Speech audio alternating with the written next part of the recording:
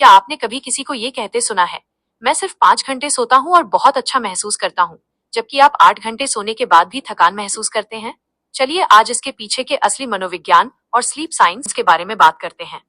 एक, मस्तिष्क के लिए नींद की गुणवत्ता मायने रखती है, मात्रा नहीं। Brain cares about sleep quality, not just quantity. Sleep psychology के अनुसार आपका मस्तिष्क घंटों की गिनती नहीं करता, बल्कि ये स्लीप साइकिल्स को ट्रैक करता है। हर साइकिल लगभग 90 मिनट की होती है, जिसमें कई चरण होते हैं। महत्वपूर्ण है डीप स्लीप, जहां आपका शरीर मांसपेशियों की मरम्मत करता है और इम्यून सिस्टम को मजबूत बनाता है। और रेम स्लीप, जहां आपका दिमाग भावनाओं को प्रोसेस करता है और यादों को स्टोर करता है। जब ये चरण संतुलित होते हैं तो आप 5-6 घंटे में भी तरोताजा महसूस करते हैं। लेकिन अगर आपकी नींद तनाव या कैफीन की वजह से टूटी हुई है तो शरीर तो आराम कर लेता है, लेकिन मन कभी रिकवर नहीं हो पाता। 2, हर दिन एक ही समय पर सोएं और जागे। Sleep and wake at the same time every day. मनोविज्ञान में ये आपकी सर्केडियन रिदम यानी आंतरिक जैविक घड़ी से जुड़ा है।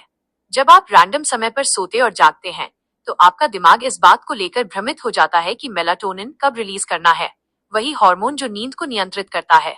एक निश्चित रूटीन रखने से दिमाग पैटर्न सीख जाता है और प्राकृतिक रूप से मेलाटोनिन रिलीज करने लगता है, जिससे आप तेजी से सोते हैं और सुबह फ्रेश जागते हैं।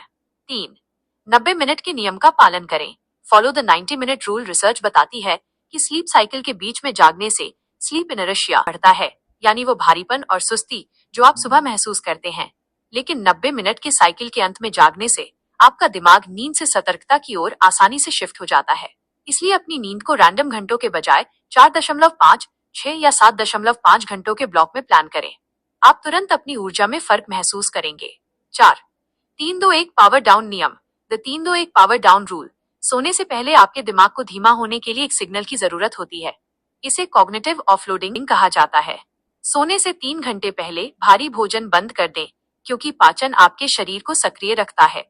2 घंटे पहले काम करना या समस्याओं को सुलझाना बंद कर दें। और 1 घंटा पहले स्क्रीन से दूरी बना लें, क्योंकि नीली रोशनी मेलाटोनिन को ब्लॉक करती है।